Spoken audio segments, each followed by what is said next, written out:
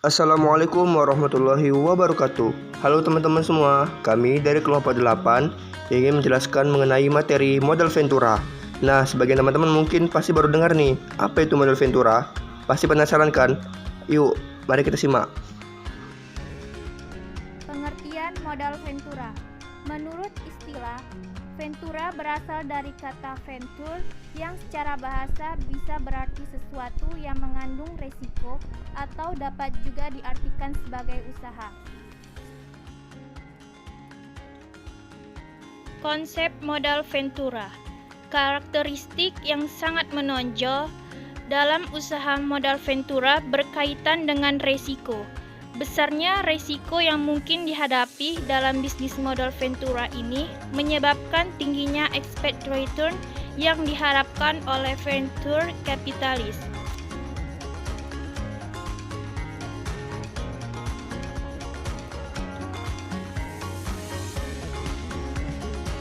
Tujuan modal Ventura.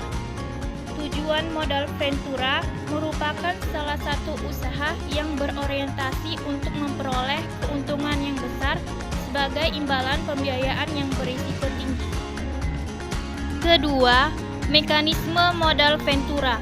Pembahasan mekanisme pembiayaan ini akan meliputi prinsip bantuan yang diberikan, tahap atau saat perusahaan pasangan usaha mulai menerima bantuan modal Ventura, bentuk bantuan dana yang diberikan, bentuk kesepakatan antara perusahaan modal Ventura dengan perusahaan pasangan usaha, dan investasi. 3. Struktur modal Ventura. Perusahaan modal Ventura dapat dibagi berdasarkan kepemilikan atau afiliasi sebagai berikut.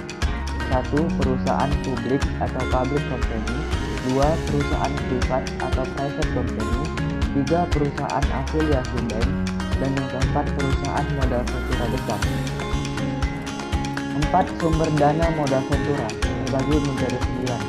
Yang pertama yaitu ada investor perseorangan, yang kedua saham, 3. Obligasi konversi, 4. bagi hasil, 5. investor institusi, 6. perusahaan asuransi dan dana pensiun, 7. perbankan, 8. pemerintah daerah, dan yang ke-9 lembaga keuangan internasional.